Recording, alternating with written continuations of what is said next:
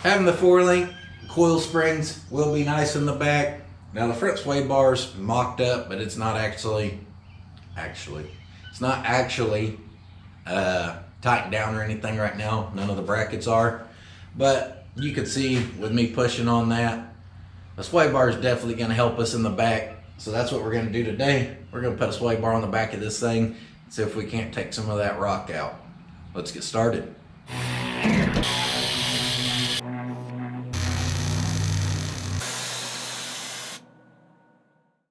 There's no good dimensions online for sway bars unless you're just looking for the thickness of it, the diameter. This one here is from an 85 to 97 Jeep Wrangler. I believe if you search that on eBay with YJ, you can find these. And this one was very cheap. It was like 50 something dollars. And it seems like it's well made. It's nice and heavy. It is 1.1 inch diameter.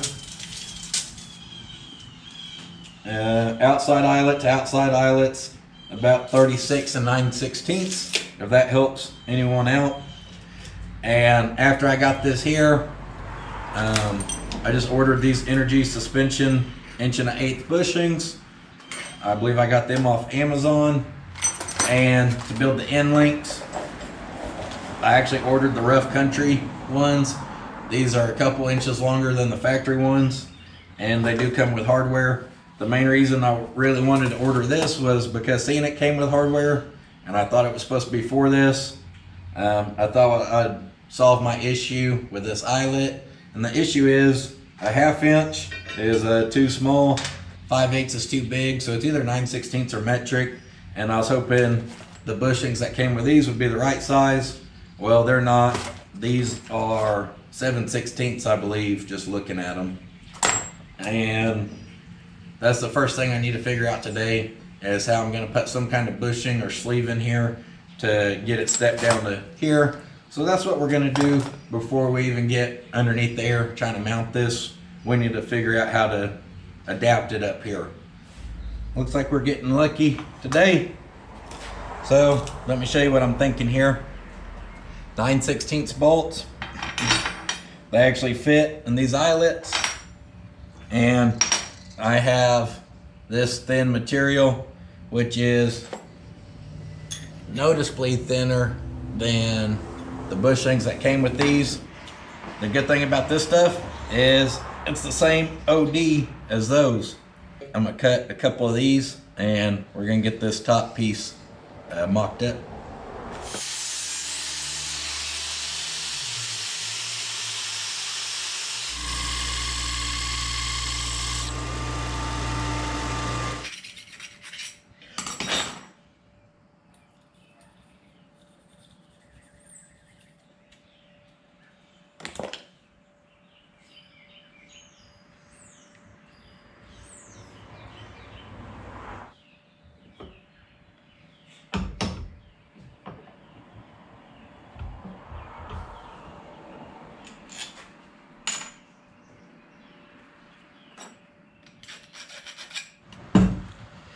Now that we can take our sway bar and put our bolt through there and then drop that down on there, we got this top part figured out. So let's get underneath this thing now and start figuring out how we want to mount this and where we're going to hook up to. So this is going to be difficult because I do want all the weight on the travel all sitting it down. You may be able to notice the back's actually picked up a hair. I have a bumper. I have a jack underneath the bumper picking the back up about 1.25 inches, because this is how I actually want it to ride. After this thing's full built with all the weight in it, I'm going to build the spacers I need to get it to sit just like this here. So other than that, we're going to have to squeeze underneath this thing to work. So we have a couple sets of challenges with putting the sway bar back here. One is making it fit between my belly and this gas tank. So it's going to be very hard to see, but there's a brace up here for the upper coil spring mount that this is going to have to be dropped low enough, or when that goes to cycle up, it's going to hit up there. So we're going to have to get this sway bar where the eyelet's kind of in front of that bracket, but drop down far enough where it has room to cycle up. Well, because this sway bar's so narrow, the best way I can figure out to do this, I measured that it's close to like 27 inches before it gets straight, an area where we could put the bushings. Well, my frame's 28 inches. So what I'm thinking is, let's take some 3/8 strap and drop it coming straight down, and I'll weld a piece of this that angles over that can bolt to the bottom of the frame. Now mind you that I am going to box the frame, so then at that point when I box the frame, I could also drill another hole and bolt it to the box part of the frame, so that would stiffen that up quite a bit. And this is 3/8 plate, so should be plenty strong, since that's the way it should be taking the load. And basically here at the bottom we could weld a 90 over and drill our holes there for our bushing, and of course gusset it however need be to keep it from flexing. So I'm gonna get some rough measurements here, and then we'll get up on the bench and build these little brackets. So like 3 inches down should work.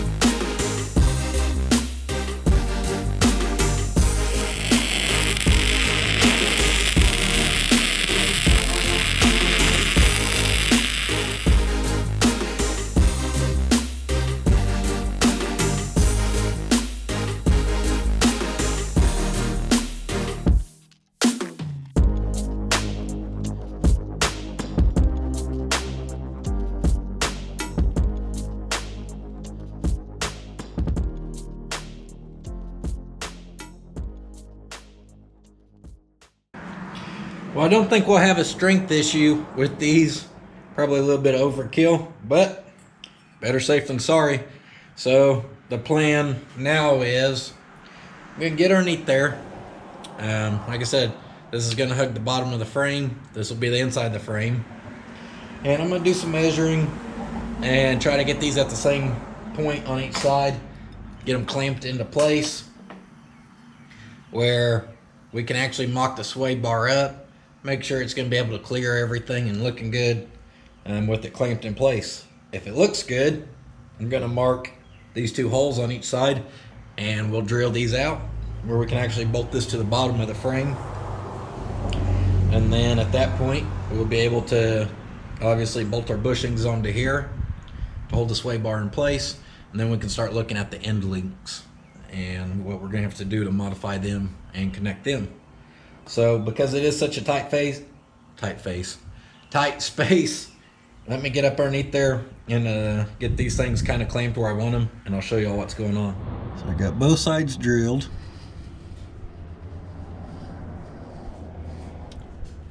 And mounted. Everything's looking good. I use my angle finder and set the sway bar to match the frame. And now we're going to look at these end links. So I'm going to set these about 10 degrees, which is lean forward a little bit. And obviously I need to cut them. We're going to look at mounting them off the coil spring mount, which is where I wanted to get them to. So everything looks like it's going to work out. So let me hop out of here and I'll show you what's going on. So for these end links, I was thinking at first I was just going to cut them at the weld, pull those bushings out, re-weld them, and do that. But I started thinking it'd be nice to make it adjustable. I do have these 1/2-inch heims, so this material right here is too big.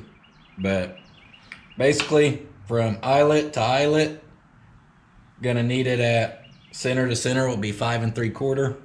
So I'm about to just cut these to length, allowing enough leftover bar so that I can take it to my buddy. He has a lathe. I'm gonna have him turn this down and thread it for me where this heim can thread straight on here. All right, so a few days later now, and let me show you what's going on. There's not enough material there to be able to get it in the chuck and turn it down.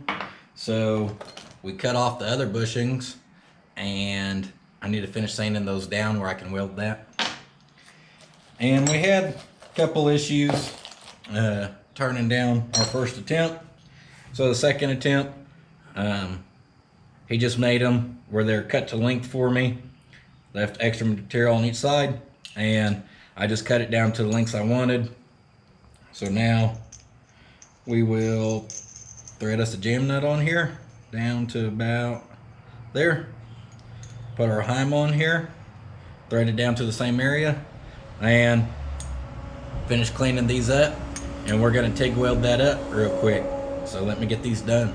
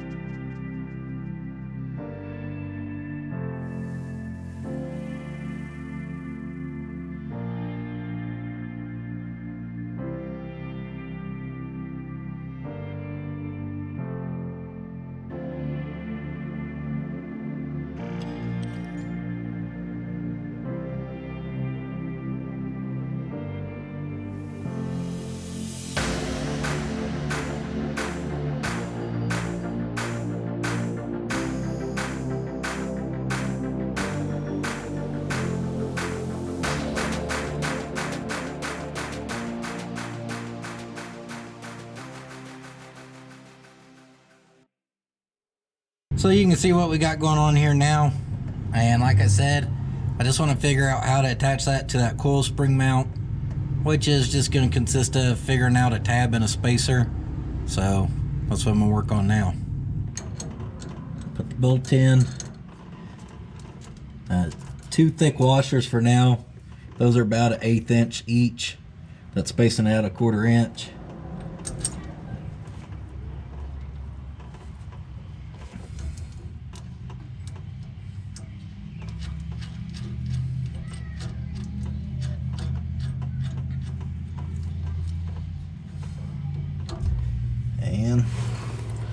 I've adjusted that end link where when that's pushed up against there at the same height as the coil mount, the end link's how I want it.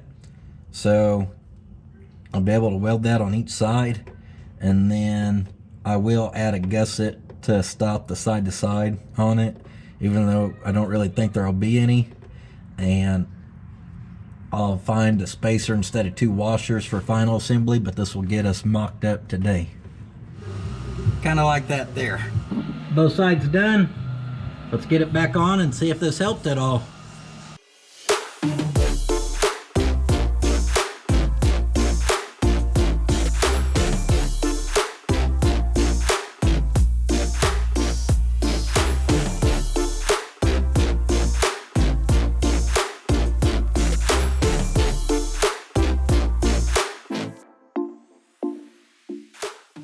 Moment of truth.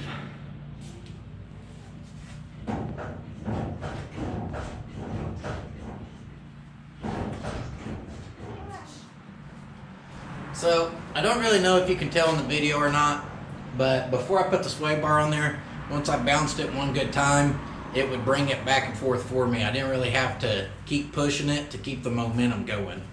Now I'm having to shove it over each time. It'll spring back once and then it kind of wants to stop. I can definitely feel a difference just pushing on it. So I think we accomplished our job. Like I said, nothing in the front. It is actually hooked up. As far as the sway bar, it's just mocked up. All the brackets are loose. No shocks in the front. You can see how low this is sitting again without that back bumper picked up, which is why I want to build spacers to lift it up. I think it looks better with a little rake. Well, that's it for this video. I hope you guys enjoyed it. Maybe you got an idea that you could use for yourself. I've been saying that as soon as I got the sway bar done, I'm going to separate the body from the frame, and I'm actually about to start working on that. I'm going to start stripping this thing down.